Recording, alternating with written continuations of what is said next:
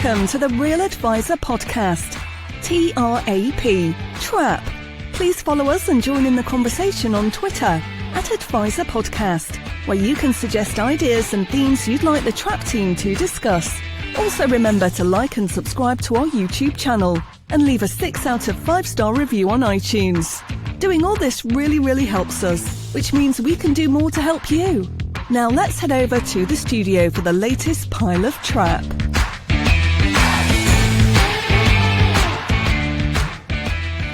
Yes, indeed. Welcome back, dear Trappists, to the Real Advisor Podcast, TRAP. This is episode 6. My name is Nick Lincoln, and joining me as ever in the studio of doom are the 3 other horsemen of the apocalypse: Carl Widger, Andy Hart, and Alan Smith. Gents, we've got a show packed full of very little today, so let's start unpacking it straight away. Andy and I went to Solihull for the PFS festival. Crikey, when was that? Last week, wasn't it? It's a week ago. I'm going to talk about it briefly, the PFS festival. Andy, give us your honest feedback on the Hospital PFS pass festival. straight away. Yeah, Hospital pass. Yeah, it was a huge event. I would say there was probably 1,500 people there, maybe 2,000. So it was quite well put on and organised. Great networking with fellow peers. Yeah, lots of fun. The sort of drinks was interesting on the Tuesday night. I actually was meant to speak there, but I decided to pull out a couple of months beforehand. The reason being, I don't really think the organisers respect the speakers, which for me is a major no-no. They wanted my talk 6 weeks beforehand in a horrible format that I'm not used to. And I'm a sort of last-minute preparation type character, so my thoughts come together leading up to mic off, as it were, and it's what I do with my conference. I allow people to submit their talks a couple of days beforehand, and I want them happy on stage. So yeah, long story short, I decided to pull out of it. I would have liked to have spoken there. They've got some great stages, and saying that, they were very sort of technical and sort of anal on the format and how you delivered it. And on the day, a lot of the tech didn't even work in a lot of the rooms. So it was slightly disappointing from that point of view. But yeah, it was a well put on festival. I'll probably go again if they invite me. But yeah, great networking. Yeah, what did you think of it, Nick? I thought you dodged a bullet in pulling out, and credit to your integrity for doing that. I thought it was pretty low grade. I think the PFS have a difficult mandate. They've got such a broad church, and they continually manage just to miss the target. I thought it was appalling seeing people who are at least as long in the tooth as me going round the stands with their goodie bags at the start. It beggared belief as far as I'm concerned. Most of the agenda was pretty poor, but I knew that going in. So this is the idiot Lincoln here, who looked at the agenda, thought it was pretty poor across the board. There were some decent speakers, but generally poor, and I still went. So more for me, I won't be going again. They also had what I thought was the sort of weakest, most technical speakers on the largest stage, talking about incredibly dry subjects, having an audience of 500 people with bad presenters and bad content. Made no sense to me. Can I ask, guys, PFS, just for the Irish audience? Personal Finance Society. Personal Finance Society. It's part of the Chartered Insurance Institute, and it's the biggest trade body, if you will, in it's the the UK. biggest. It's the biggest by a mile, Carl. I would say 85% of advisors, mortgage advisors, insurance salespeople are part of the PFS and CII. They do all the exams. They do the chartered accreditation. It's our biggest. They do a lot of online stuff. They do a lot of good stuff. This is the biggest conference of our industry, of our profession. This is the biggest conference. Yeah, it's free. So obviously you are the product as such. Yeah. And there's a lot of stands, which is there's nothing wrong with having stand sponsors and exhibitors. You know, you deal with it as you see fit. Yeah. There were some new innovative companies that people would enjoy sort of seeing, and I suppose it's for younger people coming into the profession. Yeah, that's where it has a place for the if you're going to mop up and soak up I had a look all of the stuff. That's where you go, and then of course eventually you realise to unlearn it. But the people there were the product. I know that at one stand at the front of the NEC from them, but had paid 45 grand to have their have their stand. That's a lot of money. Yeah, that's a lot of money. There were 30, 40 stands. They want their flesh. And I didn't find it. I won't be going again. And I won't be asked probably once people have listened to this. And that's okay. We're all allowed to be different. So enough with the PFS. Credit to them for at least putting it on. Carl, now I understand, Carl, that you recently paid money. Sorry, got that wrong. You've won an award, Carl. Tell the team how you won this award. So, are you quite finished with that magnificent introduction, Chairman? I'm done, my friend. Yes, Metas Ireland won the Communications Award in the Irish Pension Awards ceremony last week, and we are so excited to have won this because we were up against some of the big providers with obviously big budgets, and communications was a good one for us to win because we've spent a lot of time and effort on our marketing over a long number of years. So yeah, look, delighted to win it. I will say very happy to have a longer and franker discussion about awards and my take on it. But there's one thing for sure, I am absolutely positive now that the Metas Ireland team are champions when it comes to celebrating. Absolute champions. And I'm absolutely sure that we're all so busy this week because we did no work on Friday whatsoever. But look, from do you know what? That was a win, right? Winning the award was fantastic, but actually getting everyone together and having a bit of a celebration and a bit of a hoolie. And we left the venue kind of at about 11 o'clock and went off and made our own fun. And it was just such good fun.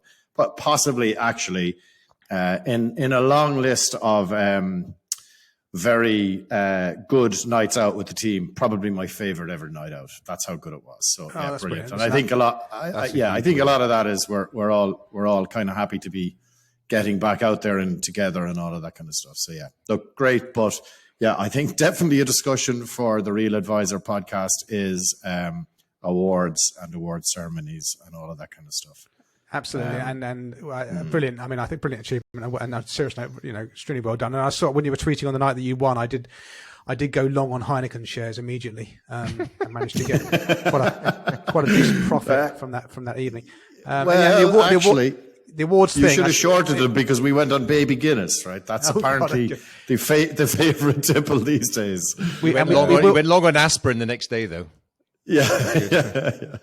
We will cover the awards. I think the awards thing is a subject in and of itself, and one that we will come back to in the future. 10 minutes on that. Future episode.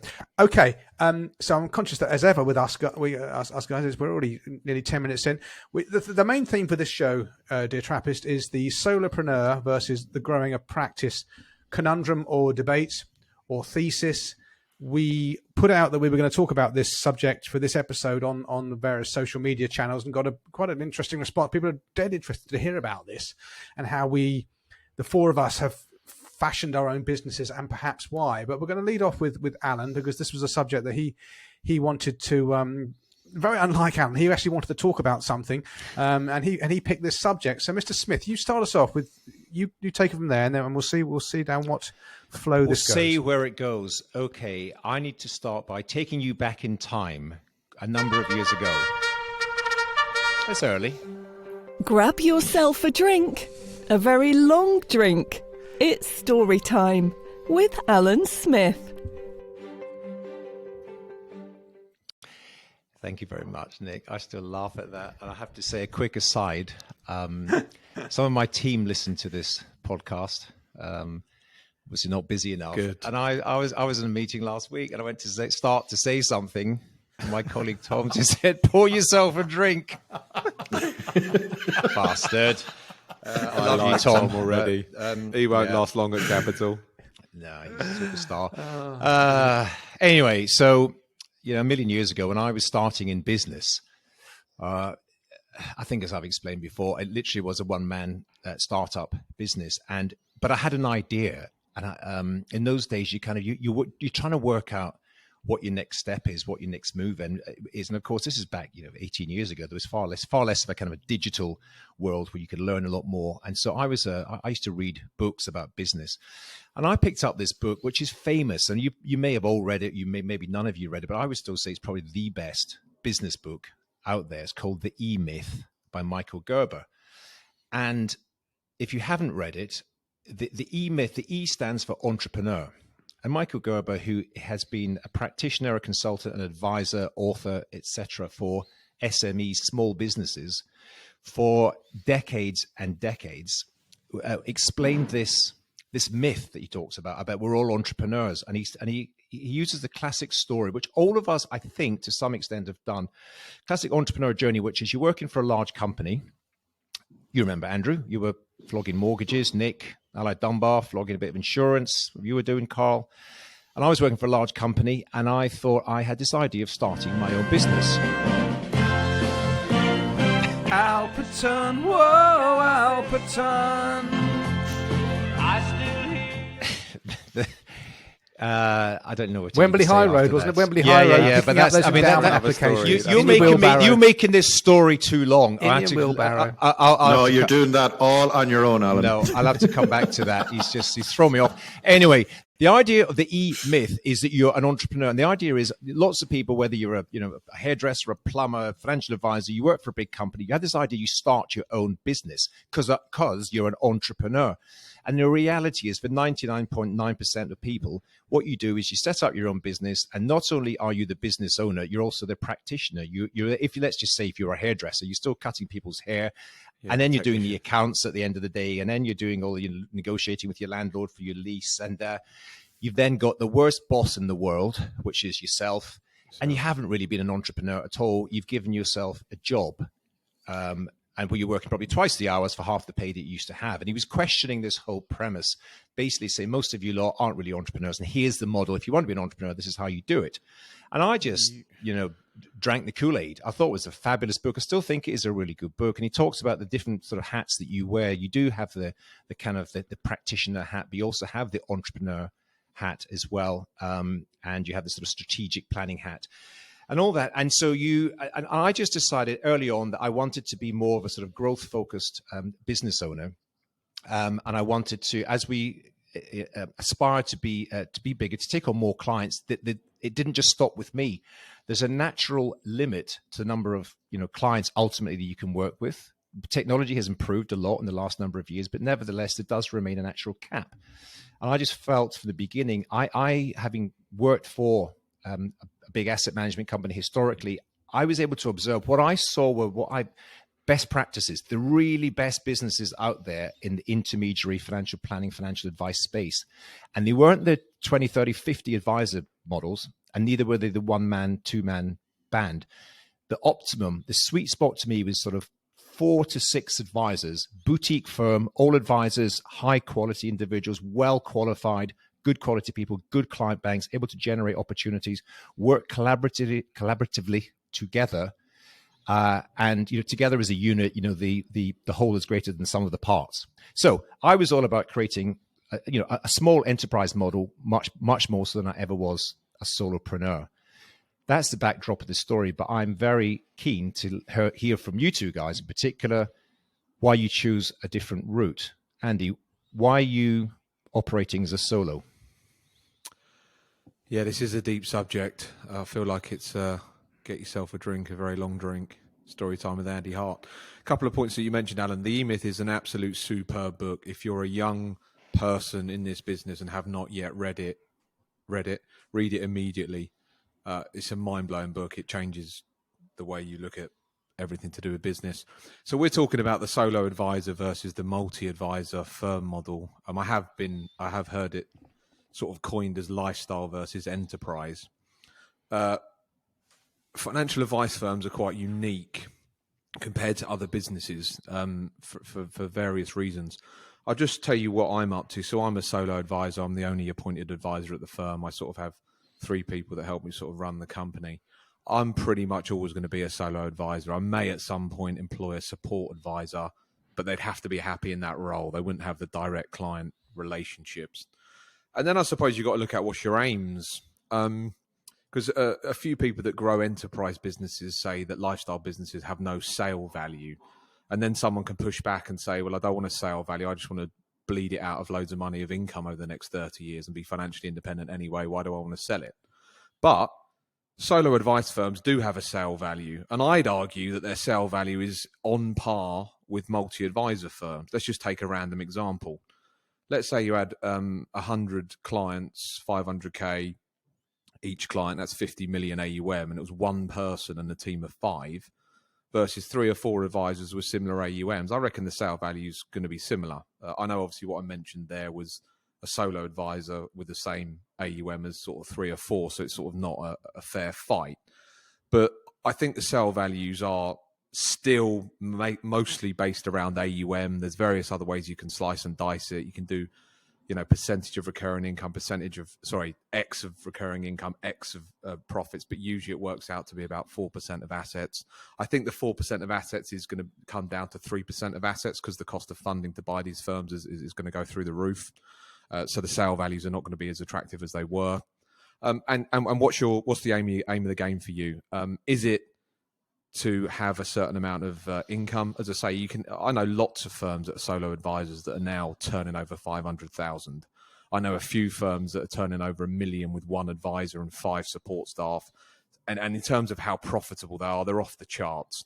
I know lots of people that run a firm with 30 employees and they'll be lucky to clear in 200-300 grand out of the business every single year. So the other thing as well, and I know a lot of advisors that run an enterprise business, and a lot of them are very jealous of the solo firms once they hear the numbers and hear how happy their lifestyles are. Someone who's made a conscious choice to run a solo advice practice a few years into it, I've very rarely heard them say, oh, I wish I had 12 staff and was dealing with HR problems every single day. Like, it is a conscious choice to go down the solo advice lifestyle route. And I think a lot of people are happy that they've chosen it. There's various sort of moving parts of it. But yeah, that's a starter for 10 for me. I'll pass over to Carl to say his piece. Yeah, interesting. Thanks, Andy. For me, it's a little bit different. I didn't read any book like Alan and decide, I wanted to be a firm that has staff and try and build something that we can sell or anything like that. It was literally, I think I've referred to it before, I was a necessity entrepreneur. So I had to go out on my own in 2010 because of the financial crisis. Where I was things weren't great or whatever, albeit there were great people at that firm. So I just made the call. 4 kids, I need to be master of my own destiny here. So I set up on my own. I had to make 8,000 euros a month in fees, commissions, however it was going to happen. That's what had to come in for me to be able to feed my kids and pay the mortgage and all that kind of stuff. And I was able to do it, but it was bloody hard and it was bloody stressful. And what I found after the first maybe 9 months was that there was some parts of being a solo I really did not like doing. For example, writing the reports or dealing with the insurance companies or the pension providers, whatever. And I hired staff member number 1 at that stage, not because I had this vision of building a big business, but because I really hated doing that job. Interestingly, in our celebrations the other night, in a random pub in Dublin, I happened to bump into employee number 1, Tim Fine is his name, and we had a drink together, and great guy, still a great friend of mine. But Tim and I were talking about, the pressure that I was under at that time. And it was significant pressure. And have we got a violin noise to play, Nick? Yeah, it was, but yeah. fair to say that at that time I had no idea what being a leader or being visionary was about. I was like, what's the next sale, and let's drive it on. And it literally started evolving from there, whereby when I had a few more quid in the bank, I'd hire somebody else. And that's how employee number 3 came along, et cetera, et cetera. And it wasn't until kind of 3 years in that I started thinking about it. And that's how my whole journey to real financial planning came about. that I started in 2010, and 2014 Meadows was born. So it was only around then that I decided to have a look at, okay, is this really what I want to be doing? Flogging insurance products, telling people that I know what the best pension fund was. So that's how it kind of evolved. Now, since roll it on then a couple of years when I realized that real financial planning was a real thing. It added real value. It gave me a great buzz. I loved doing it. I loved dealing with families. Then I started thinking, okay, how can we scale this thing? And I went on a course it was called the Munster High Performance Leadership course. So it was run by Munster Rugby. And that was absolutely transformational for me. And the big lesson I got out of that, there was lots of different modules in it, but there was one about leadership. And it was, they were going through styles of leadership, and they put up the first one, and it was called pace setting. And it was, it's like that leader is to follow me, do it as I'm doing it. And, look at the energy I'm bringing, look at all the hours I'm working. And I was like, yeah, that's me. Isn't this magnificent? And they were like, and that is a terrible way to try and lead any organization. And I was like, okay. And then they put up different styles. But the one that I really wanted to be was the visionary leader. And how can I get, I suppose, a bunch of people to buy into a vision and everyone going towards that one vision. And guys, it's that's how I went from solo to Metis Ireland and trying to have a team and bring it all the way to last Thursday night, where we all sat in a room where there was awards being given out for things that we did not believe in. And we all were definitely on the higher moral ground and saying, that's terrible. But that was really inspiring for me. I do honestly 100% believe that there's a team of us now rowing in the same direction. And I very much believe in that. And I very much want to try and scale that if I can at all, because it's a mission that I believe in. But I did not set out to create something of value. Still, that's not really, huge on my agenda. It's more, how can we bring this to more people? And one of the things, Andy, that I just push back on slightly would be the valuations, that if you have, one advisor and 3 staff and 50 million or whatever. So what we've done here is we create a pod system. So every advisor, we call them private client manager, has a financial planner. I think you guys call them paraplanners, and then has a client service executive as well. So an admin person. But some financial planners and some client service execs serve on more than one pod. So they serve on for more than one private client manager. So therefore there is scalability that you've missed. Now, the flip side of that, I suppose, is we do have a head of compliance. We do have a head of finance. So they're functions that a solo would definitely not have. But I think if you're interested in scaling, there's nothing worse than kind of being caught in the middle.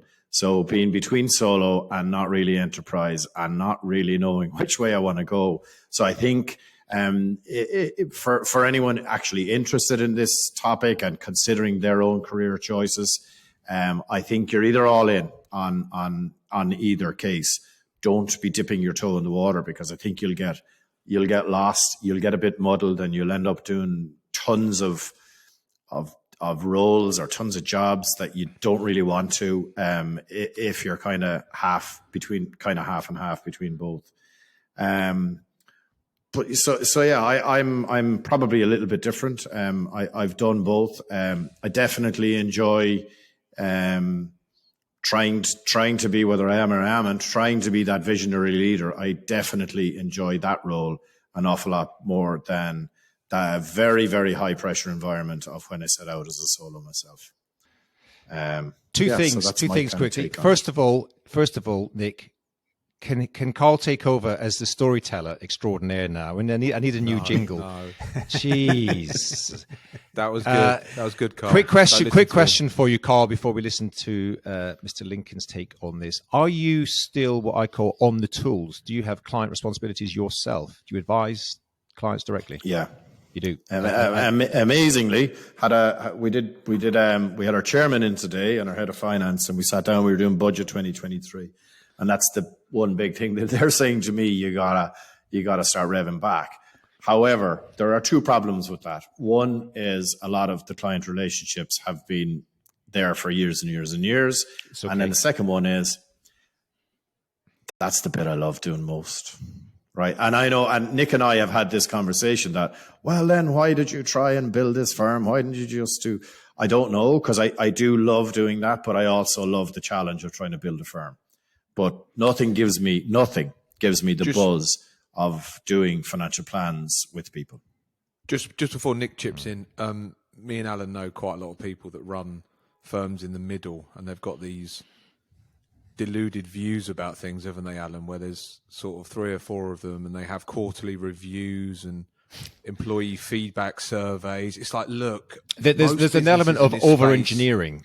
Yeah, over-engineering. Most businesses in this space are micro. Even if you've got 20 people, in the grand scheme of businesses, it's tiny. And when someone's got 3 or 4 staff members, they are just the stuff they come out with, and the employee feedback surveys every quarter, and anonymous replies. And I'm thinking, how big's your firm? What, 300 people? And like, no, we've got 6. I'm like, why are you even thinking about this? Just get out and do the work. Anyway, over to you, Nick, who is the ultimate solo advisor. Yeah, it's interesting. I think a lot of it comes down to personality types as well, as much as what you want out of the business. So I left an insurance company in 2001 and became an IFA, working for a sort of medium, micro bit, very typical high street IFA firm. 3 or 4 advisors, 4 or 5 admin people who were the advisors were all male, the admin were all female, and it was what it was. But by 2008, I had this vision of what I wanted to do, which was proper full fat financial planning for everybody with no exceptions. Having had my epiphany moment with Paul Armstrong, and I thought I can't do this within this firm. They were 3 plus a half. They weren't bad, but they were brokers. They were group personal pensions. They couldn't say no to anybody, and it was old school in that sense. And I thought, they're never going to get this, so I went out on my own. But I have this thing; it's a psychological trait. I can't remember if I've talked about this on the show or not before. I don't think I have. And Chris Budd, who we all know, famous at the minute for his employee enterprise trust kind of work. But Chris Budd once diagnosed me as having something called a high internal locus of control. And I'd never heard of that, so I Googled it. And it's a psychological term for people that are very inner directed. We tend to be, and again, you have to make broad brush assumptions here when you're talking. If you don't generalize, you don't get anywhere. So I'm going to generalize. But generally, people fall into 2 categories. They're either inner directed or they're externally directed. And I'm not saying one is right or one is wrong, but if you have a high internal locus of control, you're inner directed, and you don't really care what other people think, and you don't really seek external validation. Now, if you take that to the nth degree, you're going to end up a sociopath. I don't think I'm quite there yet, but I am confident in my own skin and I'm working my own way there. I'm confident in myself generally, and I'm confident that if I get something right, I will feel good about it. And if I get something bad, I'm okay with that as well, being totally on me. I don't need external validation. And I'm not I think the word entrepreneur is I think an entrepreneur, you've got to be a disruptor. I think if you're a small business owner, that's what you are. You're a small business owner. Unless you're doing something really disruptive and special. They say you own your job. You own your job, basically. Right. Okay. So I wouldn't classify myself as a solopreneur, but I do love being a solo practice advisory firm, for various reasons, most of which could be interpreted in a negative light. So I love it for the fact that I don't have KPIs. I don't have performance reviews with other members of staff. I don't have office politics. I don't have to deal with HR and payroll and maternity leave and paternity leave and the other stuff that can go on with a big firm. I know that all the advice in my firm is consistent, and every client gets the same experience from start to finish because it's only me doing it. And I haven't got to worry, what are my RIs doing under me? And can I ask a question? The costs are kept down. Go on. I just think this through from a practical viewpoint. And as much as I'm saying I had this grand vision, and I did have an idea of a bigger business. I never anticipated being a solo business from day one, but there was an evolution that came with it, because you're not about to go and hire loads of staff. We haven't got the revenue to support it. But I find myself just being very, very busy. And it was a particular time of change in the industry. So coming up, to clients with, sensible evidence-based investment propositions, with things like platforms when they weren't used to any of this. So there was great opportunity to attract a lot of new business. And as a consequence, we won lots of new clients, and I just found myself at capacity to the extent that, looking back in those years, I lost loads of client opportunities because I literally didn't call them back because there wasn't enough time in the day. I was doing 12-hour shifts on a regular basis. Then I found myself, the only way I can continue this, I either close the door and say no more clients until I still work this way through, or I hire somebody. I was introduced to a colleague of mine, still works with me now, super guy called Graham, qualified advisor. He joined me. He took up some of the slack, and we carried on, and then we hired another guy, Charles, and he's still with me, and on it goes. So my question, I guess, so part of it was directed, and part of it was just a reaction to being the ability to grow the business through organic new business opportunities. For those of you who are running your own shows, I come back to this thing, there's a natural cap. What happens if either of you, I'll ask you, Andy, what happens if something just, there was a change of legislation or something, and you had 80 new business inquiries next week? New people said, I'd love to come and become a client of yours. I've read all your stuff, listened to your podcast. When can I sign up? How would you deal as a solo practitioner with volume at any given time? It's never going to happen. All right, next question. That's why I didn't ask you, Nick. But I'm just. Yeah. Put it another way. Are you at? You're not at capacity. You've got a website. You can go and sign up and become a. So are you always therefore suboptimal in terms? I don't know. Hours you've got relative to clients you could take on. If you've always got capacity, you're never at maximum. What's your overflow strategy? How do you turn people down? Do you have a waiting list? Because that is the challenge with a solo business. There's no one else. I mean, I'm quite unique. I run 3 different businesses, so it's a bit of a weird story. I'm not all in on Maven Advisor. It's just naturally, organically growing. I only want to take on maybe another 15 clients. Yeah, and that business will be... Andy, the old Secretarian Andy, he knows about everything. Andy can't be told anything. His name is Andrew Hart. Andrew Hart. Andrew, my dear friend, you can either be unique or you cannot be. You cannot be quite unique, but do continue anyway. I like it. Well, the good thing about being a solo advisor, my colleagues can't take the piss out of that jingle for me when we have a team meeting. That's one. We do enough of that for you. Yeah, exactly. I'll get it on WhatsApp groups and other stuff. The fact that I don't have a big team and work with people, I'm certainly not lonely. I'm inundated with communications from. I don't mean lonely. How do you deal with people? How do you deal with capacity? I'm just flagging it up as an issue. No one said you were lonely. Together. No, I'm just flagging it up. Need to say it's kind of obvious, isn't it? But me and Nick don't work together, but we discuss cases all the time. So yes. I have a loose advisory board with me. I'm going to see this client next week. I'm thinking about doing this strategy. Have I missed anything? So again, as a solo advisor, once you've got a group of people that you refer to, it fills that role of having, opening the office door and discussing a live case with people if people still do that. Yeah, I'm only looking to take on probably about another 15 families, so I just take on wealthier and wealthier clients. That's the business we're in. So yeah, over to you, Nick. And then what? Then you close the door. That's it. Done. No, I'll readjust at the time. I'll work out then what I'm going to do, just like you guys have done. I know Carl was saying you got to choose one or the other, but Carl originally chose the solo route, and then it presented to him that that's not his ideal choice. He wants to build it, and the same thing happened with you guys. That might happen with me. That's not going to happen with Nick, because obviously he's a little bit older than me, and he's purposely decided to choose that lifestyle. Whereas I've got a few more years ahead of me in the tank, so there might be well, I'm going to take Nick's business over. So once I buy Nick out at some point down the line, then I'll probably have a Can I throw in a question? Yeah. Do you feel, and this is a genuine question, do you feel that myself and Alan are taking more risk than you guys are? And is that one of the reasons why you stayed as a solo? That there's less risk doing what you guys do? I never looked at that from that point of view. I just looked at it as a less, keep the costs down, keep the keep the profit margin high, and the risk thing didn't come into it. I think both business models have their own form of risk. I think as a solopreneur, there might be something somewhere in the compliance world you just do not know about because you've always done it your way and there's no other voice telling you to do it another way, and you're going to miss something. Now, I know Andy and I, we employ, or rather we use compliance contractors to bring compliance into our business. So we're always on top of what we should be doing. But there's always that nagging thing. I'm on my own here. I'm doing these suitability letters. I'm doing these client files to justify my advice. Actually, how tight are these? But that's the other risk for you guys with multiple RIs. I would be always thinking, what is Jane doing right now with that client? Is she following the investment thing? Is she actually going through the full fat financial process all the time? Is she cutting corners? Is she disclosing her fees in the way that we all should be doing? So there are different kind of risks. Like you can't ameliorate risk out.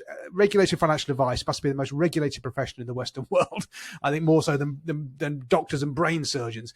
And you're never going to get rid of the risk. I think just the two different business models we're talking about today carry different risks. Andy, I think you're taking on a lot more risk. We need to define risk because that word needs to be unpacked. I think you're taking on a way more responsibility, whether or not you want to do that or not, and you're taking on a shed load more hassle. But surely the idea is you're going to sell your businesses for a bigger amount than if you would have stayed solo. You know, we can't lose sight of the fact that this is business at the end of the day, and probably what you guys are building will be able to sell for a bigger number than what me and Nick can put together.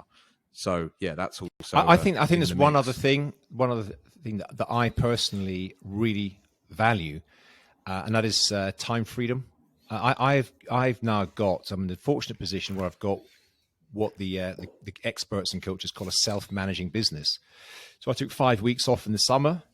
You're about six times more busy than Nick. I'll tell you that. But most of that is self-generated. I don't have the stuff I don't have to do. But what I do know is I could take weeks and weeks off. I could take a couple of months off, and the whole thing would just run along. And I value that. I really do, which I can't do if I'm a sole business, sole trader. So I think the summary is one's not right, one's not wrong. And I think it was Carl who said early on in his very eloquent speech was you don't want to be caught between the two, because there is. I think there's that sort of, 5 to 10 headcount company that's just awkward. It's not. One of the biggest challenges I had was when I took on my first, what was then a kind of, we called it office manager, but sort of operations person just it's a non-fee generating and non-supporting the fee generators, but just making shit happen, getting organized. And I thought, how can I justify that? Pay a salary to someone who doesn't actually generate fees? But that was a game changer. I had to bring that in, and all of a sudden took care of all the little bits and pieces that you need to have. Yeah. But before that, you're looking at your revenue and your profits, and you think, I can't really afford to do that. I'll carry on doing it myself. So there are these awkward moments as you go through, and every business does. I guess you get to 10 staff, 15, 20, everything, 30, 50, 100. They're all different moments where there's ceilings of complexity, as they call them. But the moral of the story is decide early. I think you do. You say you can evolve it and just decide as you go along. I think you should. That's what most people do. They accidentally create these companies over the years. It takes a long time. I disagree. Maybe in financial services. You've been in business 18 years. But I've achieved what I planned to do. I never wanted to have 20 advisor business. I never wanted to be a sole trader. I got to a sort of, in our world, it's a micro, tiny company, but in financial services, it's sort of mid. Yeah, Alan, but you definitely have been intentional. I think, most IFA businesses are accidental businesses because they just got there to that size. Whereas you had a vision and you stuck to it. So it is possible to do what you've done because you've done it. It definitely growing that wheelbarrow. Yeah. Can I ask another question? Do you guys, as solos, I know how ambitious both of you are. Is there not some ambition in you to be able to try and scale the really great work that you're doing? And maybe, that's the question. And maybe there's a subsection of that. Is that why, Andy, for example, you're doing Humans Under Management and you have the other brands going as well? And I know, Nick, you're doing some consultancy. So again, for financial advisors that want to grow an enterprise business, say stuff like, we want to help more people. It's very hard to scale because most firms are sort of high end, and they're even if they're dealing with a load of client families, it's 200 families at the max or something like that. So then the pushback could be, we'll just give away financial education for free. There's various channels that you can do it. I'm sure I'm reaching more people with Maven Money than pick a group of other people that say that they run huge enterprise businesses. So in terms of scale and leverage, in 2022, you can reach more people by doing different things to growing a financial advice firm. And then, I mean, as I say, I'm in a bit of a weird situation because I run a couple of businesses. I've got D2C businesses, which is direct to client, and then I do a lot of stuff in the advisory space. Again, I'm trying to help more financial advisors, which inadvertently help more clients. If I can help 1,000 financial advice firms, which I'll probably do over my career, each one of those looks after 100 families. That's, quite a lot of, loose impact I've had. So 100,000. Yeah, I'm not. Sorry? 100,000. Yeah. Okay. Nick, He what just about did you? those sums off the top of his head. Yeah. Nick, what about you? You're quite happy to plough your own furrow. Yeah, I am happy to plough my own furrow, and I don't think it's scalable what we do. I really don't. I think people are buying me, human beings buy human beings, and I just don't think I'll be able to bring someone into my business and say, this is how we do it, and you must follow this prescribed, because everyone's got their own personality and will want to stamp their little quirk on it, and that would probably drive me mad because I'm an OCD control freak. I've just got some other points about being the solo business owner. There are loads of plus points, but there are also, and Alan and Carl, I'm sure you're the same, but I can never really totally switch off. I'm always thinking about the business, and I'm sure you get that as well. Even though you're running bigger concerns and you can delegate stuff out, but I certainly can't do that. So I'm always thinking about it. So I have to be very intentional at the weekends. I turn my emails off. I don't look at it because I just cannot go down that. I don't want to go down that rabbit hole. Yes, the isolation. I think Andy mentioned that him and I kind of work together, and we run things by each other. We're kind of an advisory board to each other. Thank God for technology now, where we can do things where you can be in contact with your peers, WhatsApp groups, whatever, Zoom. You can always just reach the email groups and so forth. So you've got those resources. So although we are one-man bands by definition and by our regulatory status, in practice we've got a whole peer group that we can lean on that you couldn't have done 15 years ago. So that does make it a bit easier. And in terms of sale value, I don't listen. Will my business have a sale value? Will it not? I don't know. It could be that my business is high profit margin. I'll retain the profits and then just wind the company up and extract the profits. I've got a client of mine who's in media, his own business, and he's got retained profits now he's got about 1.8 million in the company. It's got no sale value. He is the business.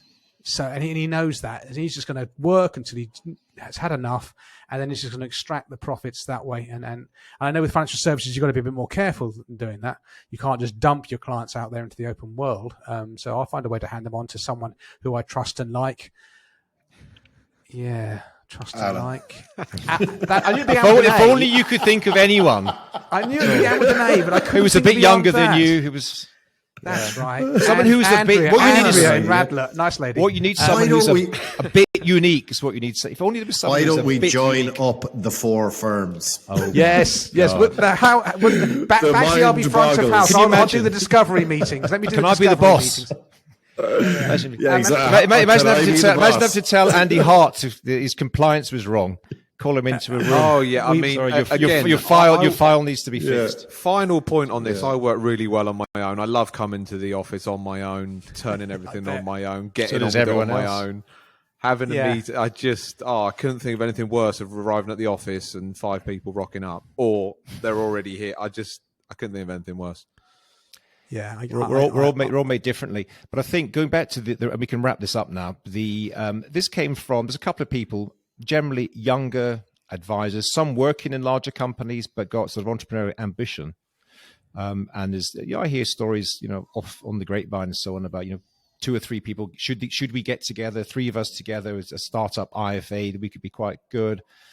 But there's positives and negatives. I think my takeaway from this is there is no right and wrong answer. You should have a clear vision.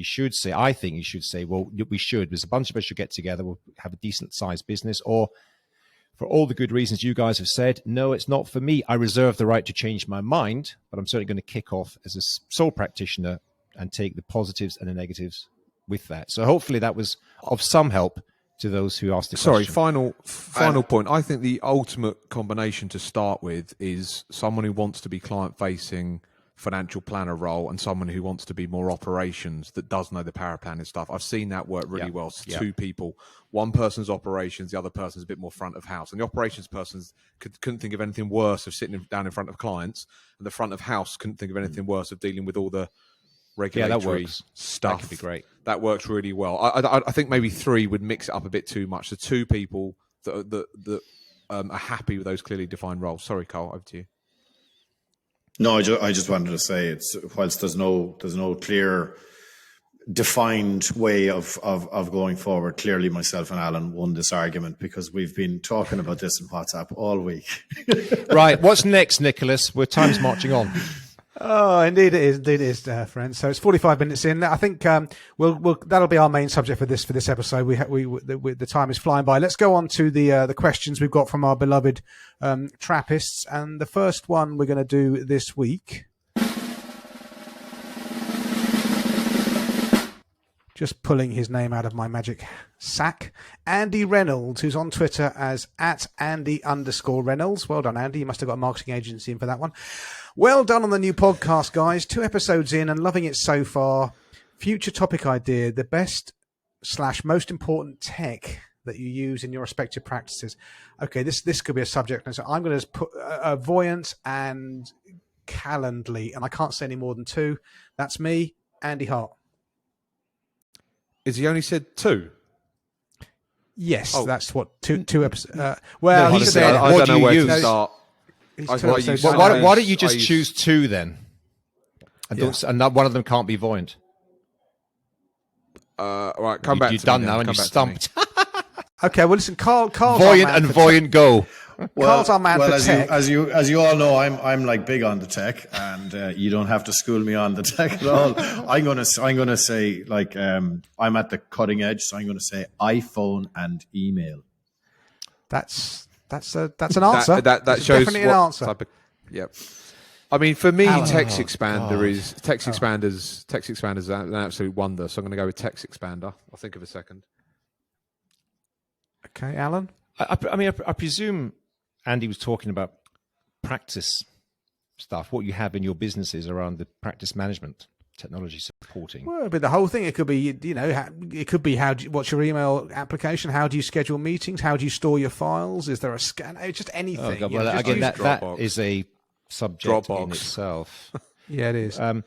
So, I mean, we use all of the above. In fact, in January, we've got a project just to streamline our technology because we've layered technology upon technology. We've got 3 different cash flow systems used for different things. We use Cash Calc, we use Truth, and we use Timeline, but people use them for different parts of the process. And all the others that you would expect. There's a couple of interesting, for years and years and years, most of us have moaned about the lack of modern technology available for practice management. A couple of really interesting evolutions coming through. Anthony Villas, shout out to Anthony Villas at First Wealth for doing his open advice piece of technology. Have you seen that? Andy, have you seen the demo of it? They are exhibiting. They're exhibiting at Humans Under Management London. Yeah, I think they're going to do great work. It's really good. I believe. I don't want to sort of. I don't want to say anything. I'm not sure quite where they're at yet, but we certainly looked at piloting that. That's from a financial planning company built their own. Fed up with lack of solutions, so we built our own. That's a hopefully going to be very, very interesting. And there's another one out there called Advice Bridge, which we have dabbled with as well, which is a new innovative technology about how to. We all face challenges with onboarding new clients, and it's all a bit of a faff and paperwork. Advice Bridge seems to have. Aren't you an investor Maybe. in Advice Bridge? Shouldn't you make that clear? Couldn't possibly say. As you know, I'm an angel investor. I'm a multi. What did they say? Serial entrepreneur, angel investor. But the last one I'm going to say, the best piece of technology I've seen in the last couple of years is Canva. I think Canva's brilliant. I love Canva. Yeah, Canva's good. We create our own instead of we just create our own just documents nowadays. I think she's the richest self-made person in Australia. She's worth about $3 billion. It's probably it's Australian. She's originally Australian. It is a fantastic piece of kit, and even the free service is very, very good, and the paid for ones. Oh yeah, obviously you'd be on the free service. So that's my answer to that. Anything else? Okay, good. The final bit of tech I'm going to mention is Squarespace. All of my websites are built on Squarespace. It's a superb all-in-one web platform. If anyone's looking to build a website pretty quickly. And again, very, very cheap. If you want stuff. cheap, you get it. Oh, God. Next. All right. Now, boys, play nicely. We've got a question from Sean Banks. I think we should have a quick go at it, should we, or not? Okay. Sean Banks, friend of the show, friend of all of us in the digital studio doom. He's on Twitter at Sean Banks FP, Foxtrot Papa. What are the group's thoughts on exit strategies for business owners, big consolidators, MBOs, EOTs, etc.? There's a big transition happening across the profession. What will this look like for owners, employees, and clients? Cheers, chaps. If we're going to answer it, I think we just limit it to Carl and Alan for the purposes of brevity. Unless, Andy, you've got something really good to say. Carl? No, nothing to comment. Limited experience here in Ireland because there's been very little consolidation, mergers, acquisitions, that kind of stuff in the financial services space. However, it seems like there is some movement coming, and interestingly, from PE firms in the UK. So there's kind of two models in terms of how they're valuing businesses, which is a multiple of recurring income and then also a multiple of EBITDA. And most of the firms in Ireland don't show much or any profit. So it was all recurring income is what they were trying to build.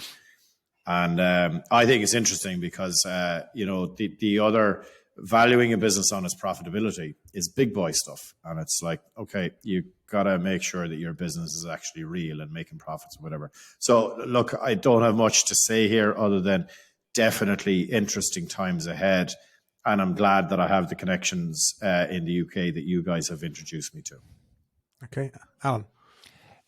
It's a huge subject. It would demand, if anyone wanted it, almost a whole episode like we've done on this one about it. I think it's interesting. I think whether you are a mature business owner like me or whether you're sort of next generation coming through looking to take over is relevant to our entire sector. The challenge is that these financial planning practices, these scrappy businesses that I started up, Carl started up, and people of my generation started up years ago, never thinking they'd be worth anything. Turns out they're worth millions of pounds in the end, predominantly because of the recurring revenue model, which is very attractive to anyone, any acquirer, which is why technology businesses with recurring income streams are popular. And what the last number of years has shown, particularly COVID, even the current market, is that the revenue is pretty sticky. Yes, it might go up and down a bit, but clients tend not to fire you too often. So buyers like it. There's inherent value. So great for business owners, a challenge for the next generation, because very few people I know who are sort of in their 30s, for example, have got a few million quid rattling around in the bank account. So there's a real dilemma right now. And it feels to me that's being kicked down the road every couple of years because business owners do want to sell, but they want to get fair value. It's only right they create the economic security for themselves and their families. And right now, the only natural source, or not the only, but the sort of dominant natural source is private equity-backed consolidators who tend to have the deepest pockets. 20 firms in the market.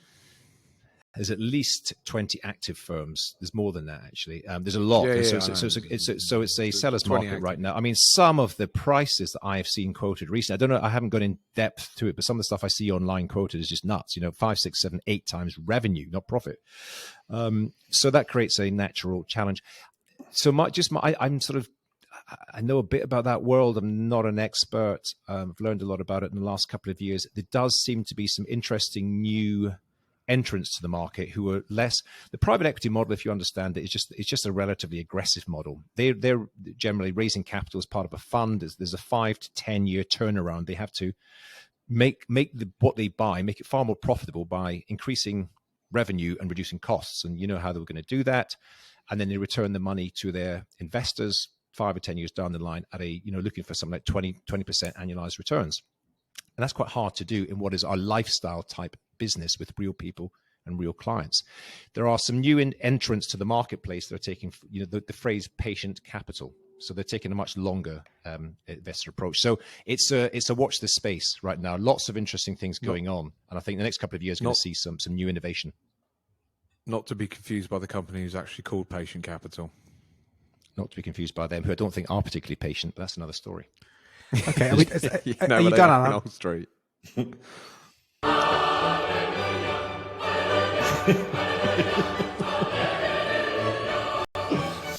Okay, excellent. So I think we're going to move on to the final part of the show, what many of us call the culture couch. Oh, and Mr. It's Hart. Culture Corner. It's corner, not couch. Culture Couch Corner. I've got it in brackets on my thing. I should Culture Corner. Okay, Culture Corner. Sorry. Well done for picking up. Mr. Hart, you've got the Swindled podcast in the, I've got the agenda. I've got a podcast recommendation. I actually support this guy on Patreon. I pay him $10 a month. I think he's doing great work. It's called Swindled Podcast, and he covers all the scams that you are aware of over the years, but also a lot that you're not aware of. He's got at least 50 or 100 on there. Very well produced, all done by himself. Yeah, it's called Swindled Podcast, as in swindled scam. That's the spelling of it, like it's in swindled. Yeah, I recommend checking it out. It's decent. I've pretty much been through all of them. Yeah, I'm a big fan of his work. Good stuff, good stuff. And I look forward to you telling me how else you spell swindle, apart from spelling it as swindle. Mr. Smith, Business Breakdowns podcast. Charles Schwab. Yeah, this is really good. If anyone's interested in listening to exactly as it suggests, the name suggests, business breakdowns, so they take all sorts of different businesses from all different industries and just kind of unpack them. Usually get an analyst in and say, how do they make their money? What's their profit centers? What's their value proposition? Where their clients come from? All that. I just find it really, really interesting. But the one that really caught my eye or caught my ear was the one about Charles Schwab himself, who, for those who know, is a huge organization in the US, named after the founder, one of the few organizations of its size to still have the founder's name above the door, which they actually say is very, very relevant and important to the actual the morals and the value of the organization. At last count, appear in a lot of the adverts, didn't he? I think he did. Yeah, $7 trillion with a T dollars assets under management, on which they charge almost nothing. They mentioned in this podcast, they mentioned Hargreaves Lansdown a few times. Obviously, a US-based podcast, but it's an English analyst talking about it. Mentions Hargreaves a few times. What, and how them being so profitable? Well, no, entirely different business model. Entirely different business model. Hargreaves are capital light. They make their money from charging platform costs, trading costs, all that stuff. Very profitable, but hugely under pressure the next few years. Schwab makes almost 0 profit. Almost, yeah, and I think the point of this is companies like Hargreaves are going to face some challenges going forward because of their business model. More and more, in the US is 5 or 10 years ahead of us, isn't it? In a lot of this stuff, a lot of the trading costs have gone to 0. Custody costs are 0. So sorry, where did Charles Schwab make their money? Good question. How do you think? What do you think they can make 70-80% of their revenue from? And it's a $7 trillion business, listed company, S&P. Please don't say flat fees. Cash margin. The money they've got on the cash account, there's a lot of debate about this in the UK as well, about these. Whoa. And it's like thropping happen here, thropping happens there. But if you've got 7 trillion, of which at any given time 2 or 3% is on cash, and they're taking the little margin for what they're paying out versus what they're keeping, fully disclosed. And it's just very interesting about positioning costs and fees, because the customers don't mind, because instead of getting 1% on your interest, you're getting 0.1. But I'm getting free trading, free custody, free everything on the platform. So it feels better versus a Hargreaves model where you're charging 60 basis points, whatever they charge for their platform cost. And Hargreaves are taking a margin. It's not just Hargreaves, it's a lot of all the platforms. It's worth an hour of your time to listen to that Schwab conversation on that podcast. It's excellent. Okay, great stuff. Another podcast very similar to Business Breakdowns is called Acquired. Also really, really good and in-depth analysis of businesses. Okay, lovely. Thank you for that. And as ever, dear Trappist, all the links to these will be in the show notes. Carl, you've got a podcast. I believe this podcast was inspired by our podcast, but somehow they've got to 102 episodes. What's your culture corner? And I think 12 million. Don't get hung up on the numbers. The all in. Is it 12 million every episode? Jesus Christ! I thought you told me that, so I'm just made it up. 12 million, 1,200. Anyway, the story behind it's called a heartism. We'll call it a heartism. Could be true. Could be just made up. Right. Yeah. Go on, Carl. They're very interesting guys. You guys told me that I absolutely had to listen to it before we started Trap. I didn't, because I don't like taking instruction. You got there in the end. You always do. I waited until it was absolutely my decision and not an instruction. I then listened. It is fantastic, right? And the one about the meta problems, the Kanye West meltdown, I just thought it was so well put together, but I loved the way the guys interacted with each other. And they were calling each other out. They were having a little bit of banter and obviously very comfortable with each other, having done it 102 times. And at one stage, one of them is, I watched a bit of it on YouTube. One of them is leaning back and yawning as someone is talking. I went, that's being comfortable with each other. But it's very, very entertaining. But I thought the content was really engaging too. So yeah, I highly it's really insightful about what's going on in their world in sort of Silicon Valley and all that kind of VC thing. Very, very informed people just having a good debate. And I think, but you can learn a lot from that. That actually applies to our day-to-day life as well. So it's good. Talking of banter, the weather has turned. It's got a little bit cold. These three guys are wearing V-neck jumpers. I've obviously got the latest fashion of the zip one. We're going to add the sartorial corner, the Andy Hart. We could cut that bit out, Nick, can't we? It's just an age divide thing. Don't worry about it. It's just an age divide thing. I think Carl's where are we next? 12 years old. I think. Right, I've got other things to do. YouTubing it. By the way, just closing on the All In podcast episode and how Meta's problems. If you ever wonder if there is a God, Meta being in meltdown, maybe there is a God after all. Well, that's either going to be the...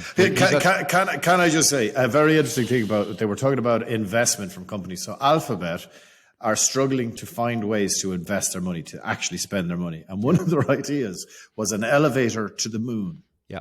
This is like crazy shit. Like, that's solving a problem. Yeah. That's a moonshot. Think big, Carl. Invest in FANG. Yeah. All right, guys. I think we've drawn this out again. It's on the hour mark. We had one major topic there. I think we gave that a really good going over.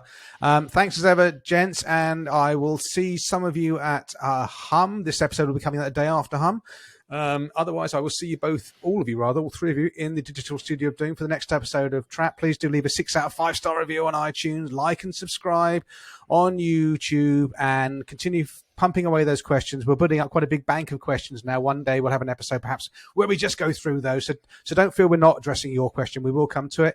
On that note, guys, love you all. Take care and goodbye. Good luck, Andy, at home. Cheers, guys. Thanks.